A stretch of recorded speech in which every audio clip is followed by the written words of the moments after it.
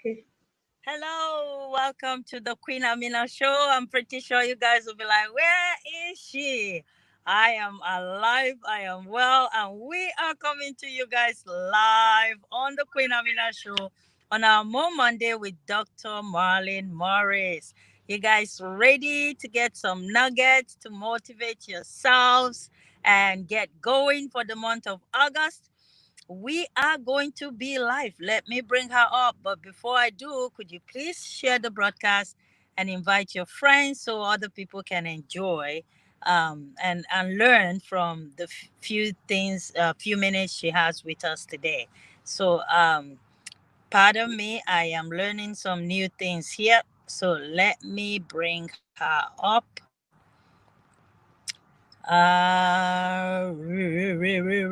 Where is there?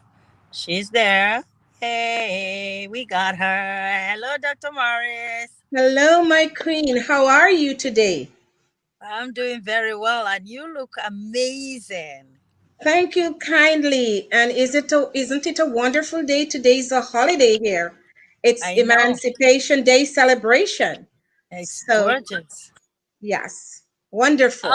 Awesome. So, what do you have for us today? We started an episode from last week, raising resilient family, a partnership approach, Yes. and you gave us a brief of what to expect today. So, we just want you to take it away. But before you do that, I know a lot of other new people might be joining in that don't know who Dr. Morris is. And who can better explain and introduce Dr. Morris more than Dr. Morris herself? Okay, my queen, I'll do that very quickly. I am an educator, a transformation coach, international consultant, town planner, trained lawyer, and legislative drafter. So we have many accountabilities. I'm also part of the UN Women Expert Trainer in Domestic Violence Against Women and Girls and Gender Parity. So it's a whole range, and I would invite listeners to look out for my Queen Amina will let you know during the coming weeks how to get in touch with me if you're inspired.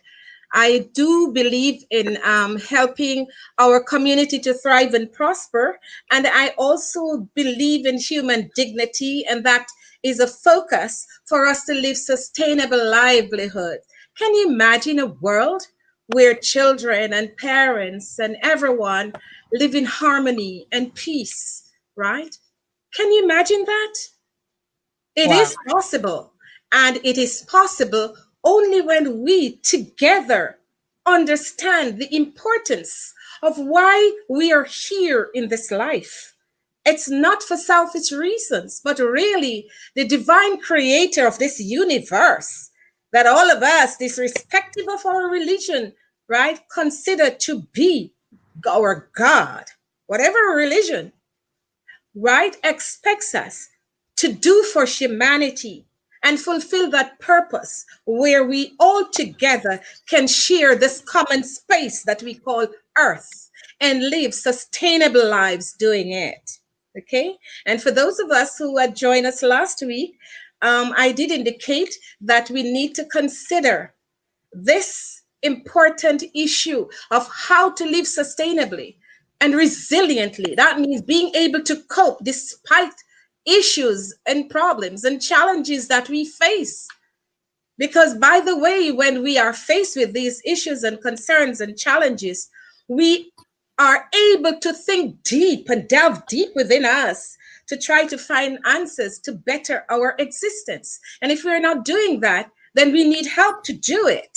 And that's why people like Queen and myself are here to ensure that during a time like this, when COVID is attacking, right? And we seem not to be able to find the answer. We have to band together to identify what we need to do as peoples within a nation, within the global community, I would say as well.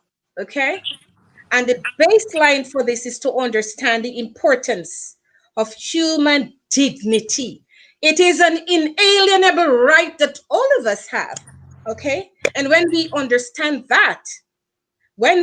understand that, we are able to identify what we need to do individually and cooperatively, right? To collaborate for the change that will allow all of us to live sustainable livelihoods, right?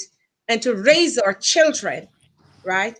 To be strong, right? And to be able to live successful lives into the generations to come.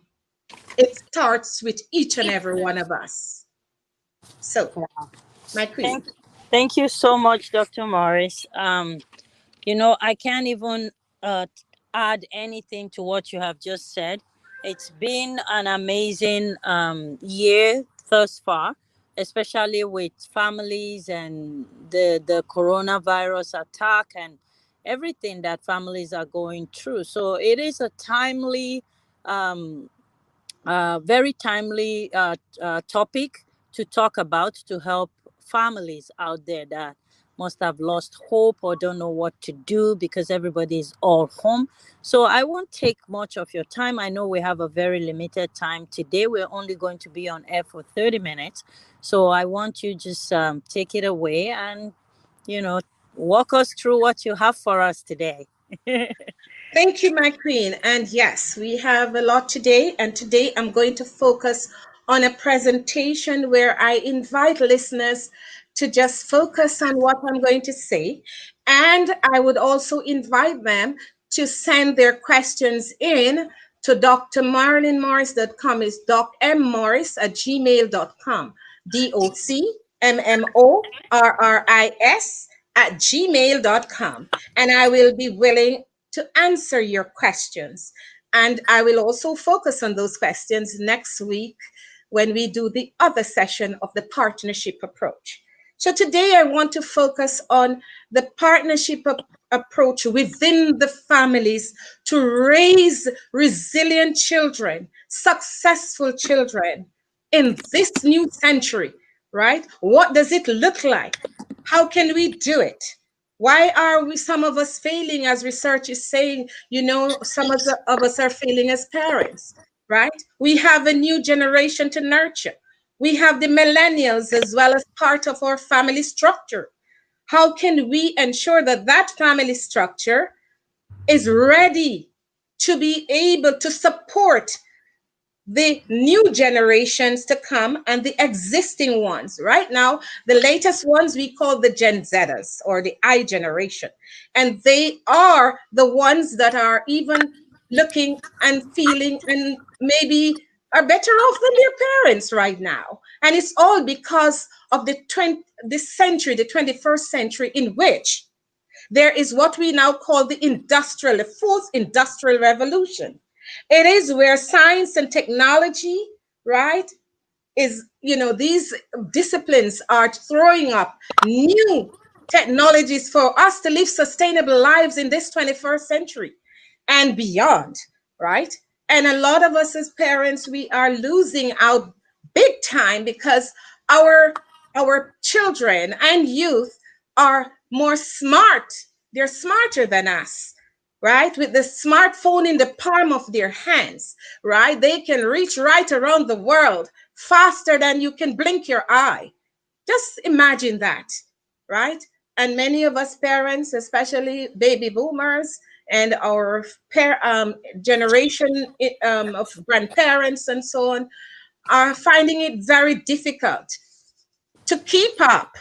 So, what do we do? That's a big question. How do we get ready? How do we raise these new children, a new generation, so that there is interconnectivity, integration of purpose, understanding of each other, both parents and children and grandparents, right? And this is the major question. How do we do it? How do we nurture these children so that we do not lose out to what I call the surrogate parents? These are the Internet of Things, right? And the smartphone technology. And don't get me wrong, they're great. They're designed for us to live better in this 21st century, right? And more efficient and more effective, right? But I dare say that a lot needs to happen if we are to do this. So let's go back to basic and look at the family itself, right? And when I talk about family, I am talking about all types of family: nuclear family, single parent family, whatever the conception is at the moment, or what they look like in terms of structure. We owe a responsibility and a duty of care to our children, and I dare say grandchildren, to raise that resilient partnership. So, what does it look like? And my queen, I just wanted to go on to make this presentation very quickly, right? So, I said last week that when you get pregnant, right, the first thing you should ask yourself is, how am I going to raise this child? And remember, what is happening in our research is that there are stages to the nurturing process, right? And we have to ensure that we nurture those children to live and work, right? Develop their academics, to be successful on that, to be successful in career, to be successful in life. And the partnership and foundation starts at home. I dare say that it is important for us to look at morals and ethical values and how we begin to nurture our children for this, so that they will understand humanity and they will understand their purpose. From there in the womb, from we conceive, we have to begin that process. How we speak, how we act. Our partners, our mothers and fathers need to come together during that conception phase to live well and to have the right attitude of mind, right? To begin to speak with this child, even while in the womb, right? You can speak to that child, right? Show love and concern. Yes, you will be anxious and there's anxiety. A lot of pregnant women have pain and upset stomach and that sort of thing. But I always say, just think of the future when you hold that child in your arms and you see the beauty of God's creation that you carried inside of you. How wonderful it is. And then you need to ask, how am I going to raise this child? Right? How? Right? This is a new focus once the child is born. So between the age of 5, there are different levels of understanding who that child is. Okay. So from the first instance, that child, is from 0 to 6. And these are research findings: 0 to 6. That is when he's most curious. He's seeing the new world around him as he opens his eyes. He's seeing the physical environment. He's seeing his parents' face. That face you show that child is very important. The learning and partnership begins there. So you have to be able to have the right attitude and mindset. Begin to speak with your child. Believe me, they will understand. They're not too young because they're picking up cues. You are their role model, their mentor, their coach, and their first teachers. Mother and fathers, that's what you are, first teachers. And so you have to begin that process of partnering where they learn from you. And as you begin to examine and determine who they are by what they smile, how they smile at you, you need to send the message through your own smile that tells that child, you are beautiful, you are special, and you can begin to speak with them as well, because that's where their language begins to develop. Believe it or not, as you communicate in speech and actions that are showing compassion and empathy and love for that child, don't you know he will respond to that? That's the first cue that you need to begin. And then, right, during the 0 to 5, as they approach, 3, 4, they begin to be more curious, asking questions. And those questions should not be avoided, by the way. Those questions should be answered as simple as possible in order for them to understand the answers to these. And you may not have all the answers, but you can say, honey, I'm going to come back to this later and I will be able to show you then. Okay? So you have to give the assurance. In all these processes, you're beginning to build trust, because that child knows that they can depend on you, and that's a partnership, trusting. That's the foundation, right? To build trust and confidence in that child, because that child is mirroring, beginning to mirror who you are. All right. And then the next stage is from 5 to 12 years and 6 to 12. This is when they become more curious and want to know and are constantly asking you questions, which you cannot avoid. You have to begin to answer those questions. And if you don't know, find the answers from those who know. After all, this is a partnership now, and you have other people outside your village that can help you to get answers so that you can help your child to grow with the right answers. Okay? Remember, I said last week it takes a village to raise a child, but you must know who those members are in that village. Find the members that align to your own common purpose for your child. Okay? And also during that process of nurturing in those early years, begin to observe your child to see what he likes and what he doesn't like, right? Sometimes he will show you that he has a talent to be a musician, or he has a talent to sing, or he has a talent to observe, right? These are little cues that we get as to the passion, skills, and talent that this child came into the world with. Don't think they came empty handed at all. But as parents, you owe them a duty of care to begin to identify, help them to discover these skills, right? And these are the skills that are going to guide you as you partner with them to learn the skills and to develop themselves around those skills and talents and passion. And once you begin to know, right, I always say parents need to understand that each child and everybody, as a matter of fact, is uniquely different. Okay? There's no one size fit all cookie cutter approach to things. Every child is different. And as parents, you need to know and have the partnership with each child based on the particular child's skills and passion that you have discovered. I know from research that a lot of parents right now, based on our research in our colleges and so on, that they want their children to live lives, careers that they wanted to live but couldn't. Isn't that unfair?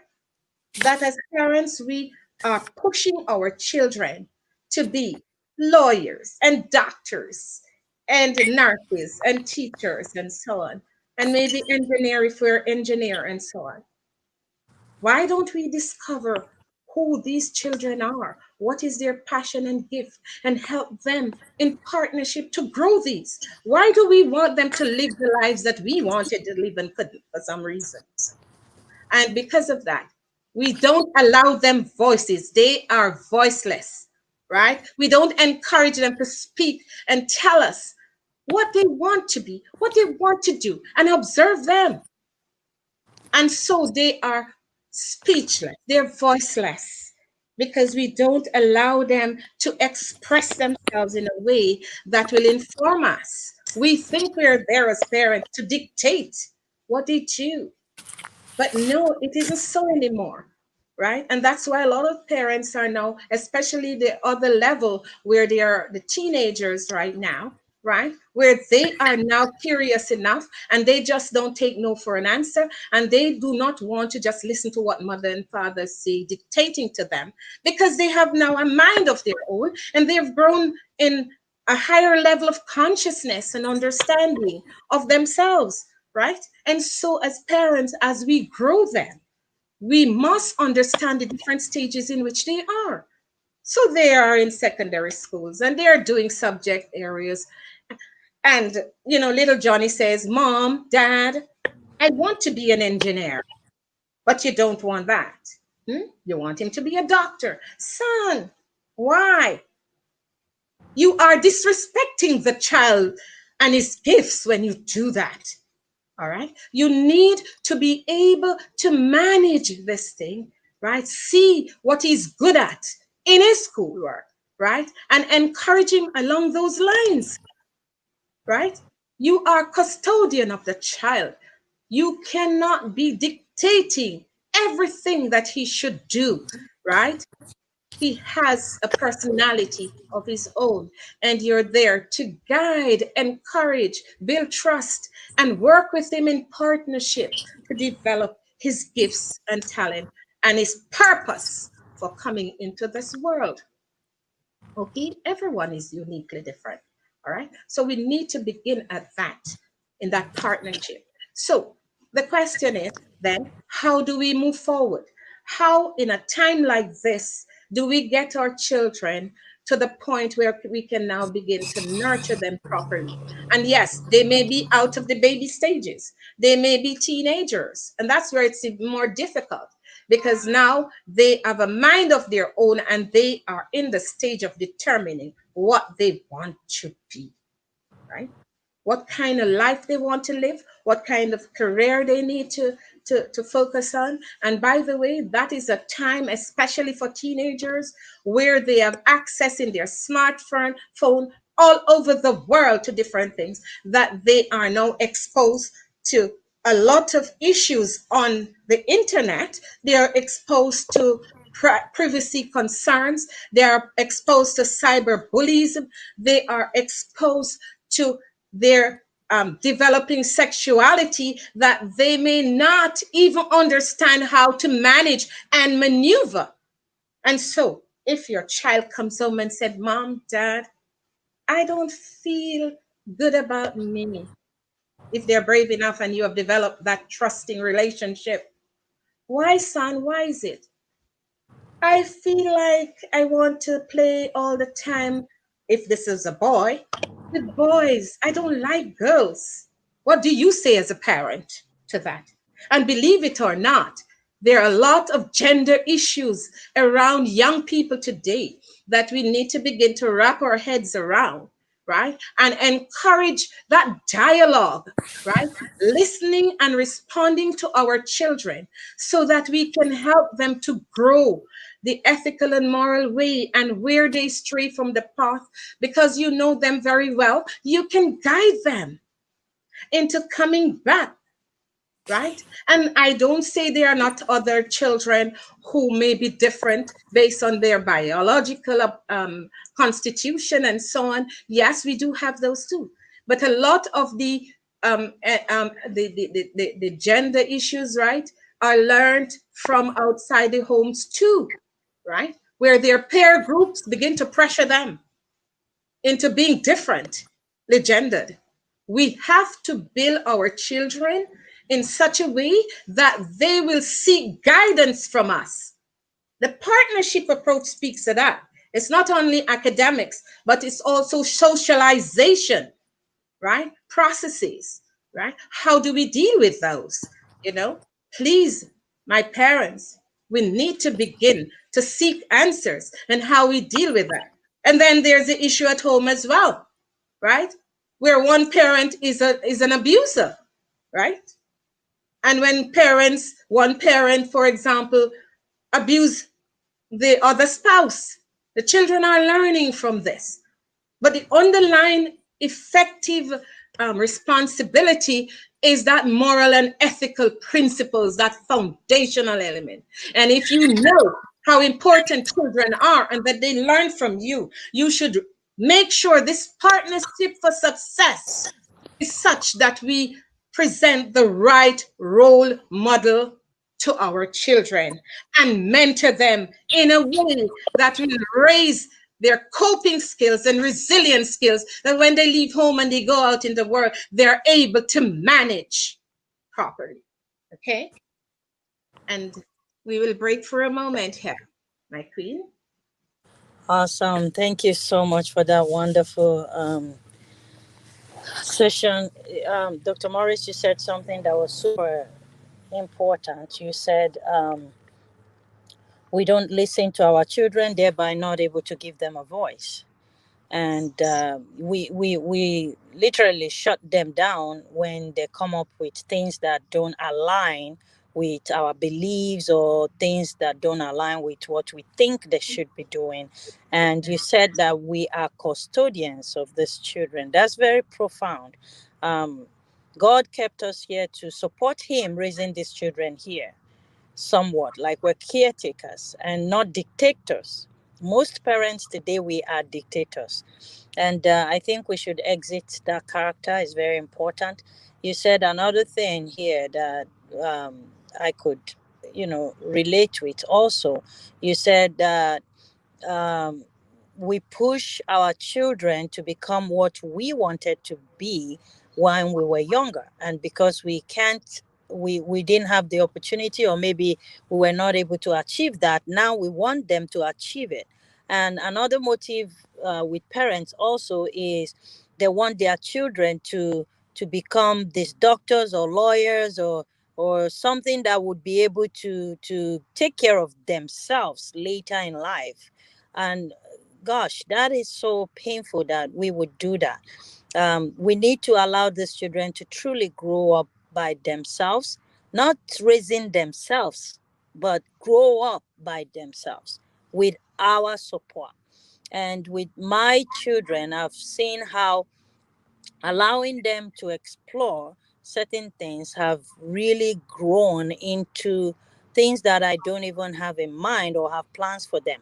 I was telling somebody the other day, I said, how could a company, a Toyota company, go and try to fix a Mercedes car?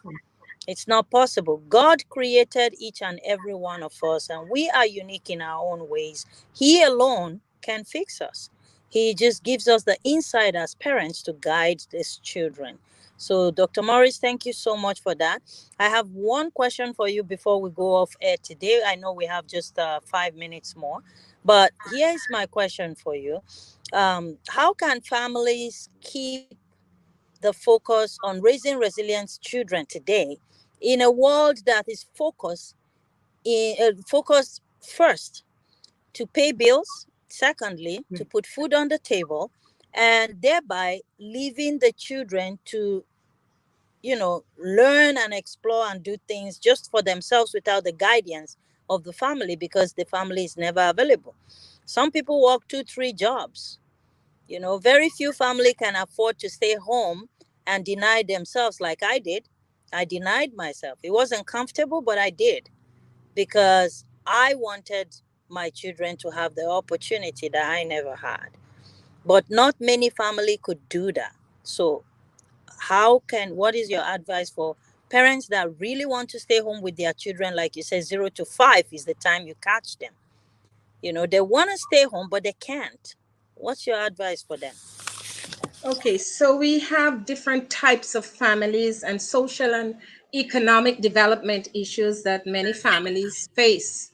Okay, what I always encourage parents through parent coaching as well as parental training is that they must remember always it's not the length of time that you spend with your child that is important. It's the quality of the time that you spend. And yes, we know in research that many parents, maybe mothers, stay home to look after their children. But our research shows that what are they doing when they're home, right? They're either sleeping, watching soap opera, right?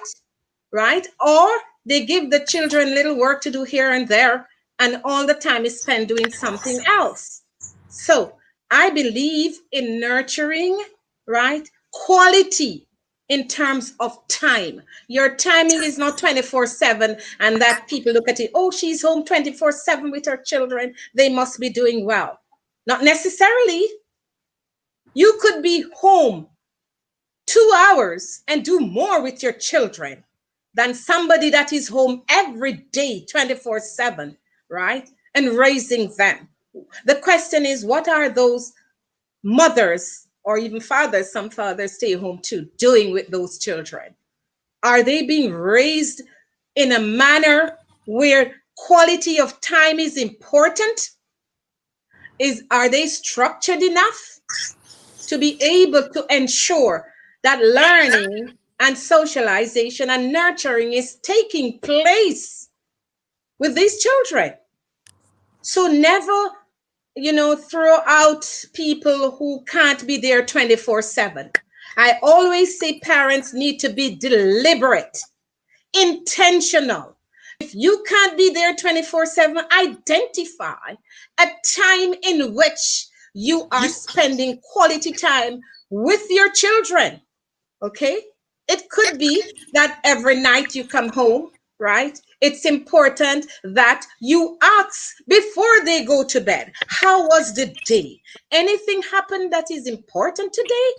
Right? They say, yes, mommy, because maybe you leave them home with a caregiver, right? So you need to see how they did for that day. And then you spend 1 hour. I usually say, work with parents, telling them, look, you know what?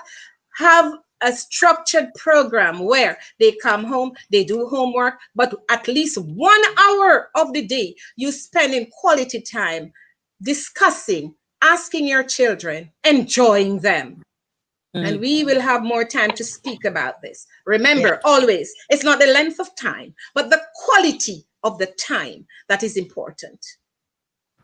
All right? Awesome. Thank Thank you you. so much. Yeah, that's a point to take home today. Just remember, it's not the length of time you spend with your family, with your children, but it's the quality of the time you spend with them. So true, Yes. so true. Thank you so much, Dr. Marlyn Morris. Please tell our Thank you. audience again before I let you go how they could get to you. I Yes. know your email address. You have social media handles also. So yeah, let's take that because a lot of people might want to connect with you just Yes. to ask some more questions or maybe even connect with the college to take some courses or even just ask Dr. Morris. Yes. Okay. So, yes, we have those access points. I am on Facebook as well with Ontario College for Development Training Facebook.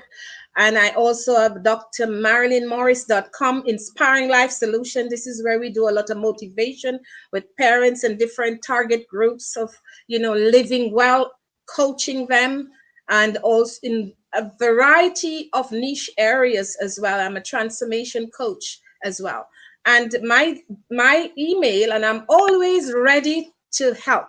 Okay, that's what it is all about. That's Mhm. why we are here, to help humanity to thrive. It's not about money so much either. It's really about making that contact and make it a special contact. So Mhm. my email address is docmorris@gmail.com. docmorris@gmail.com. And you may go to the websites www.ontariocollegetraining.org or www.drmarlynmorris.com. That is the Inspiring Life Solutions. And I welcome Awesome. you, right? I'm Thank you. always there to help. Don't Thank you so don't much. be afraid. Yeah. Okay? I'm Love going to you put the all. Take link. care. Yes. Yeah, I'm going to put the link of the college and your email address right under the broadcast. Guys, this is what we have for you today. Stay tuned for next week. And very quickly, here we're going to start having Ask Dr. Morris on the show, on her live show. And you guys will get to ask any question, life skill, any question Yes. concerning life. And she will be able to respond to it. So, I want you guys to go out there, have fun, stay safe, and 4 p.m. I need you guys to connect with Nebo TV, Nebo TV on YouTube. Efimena Igujovo, go figure the last name out. She's going to be live on Nebo TV. 16 years old, that started her own hairline product. So, guys, come listen to how and why she started this product. It's an amazing story. Yes. So don't say because it's her daughter. Go listen to her yourself and you will figure it out because I was surprised myself. Yes. That's her skill as an entrepreneur. Yeah, we went out for her Just first outing with the product. She was sold out 157 bottles of hair yes. product she took out, sold out. And she posted it on Instagram, sold out. I'm like, Yes. okay.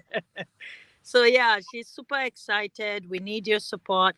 Vigo Award 2020 is coming up. October 4th is going to be a virtual event We're just getting ready to start getting out flyers. For more information, please visit www.vigorowards plural with an s.org.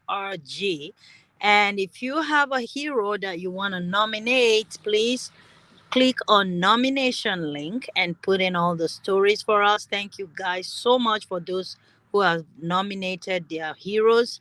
We received them, we're responding to them from the, I think, the middle of this month.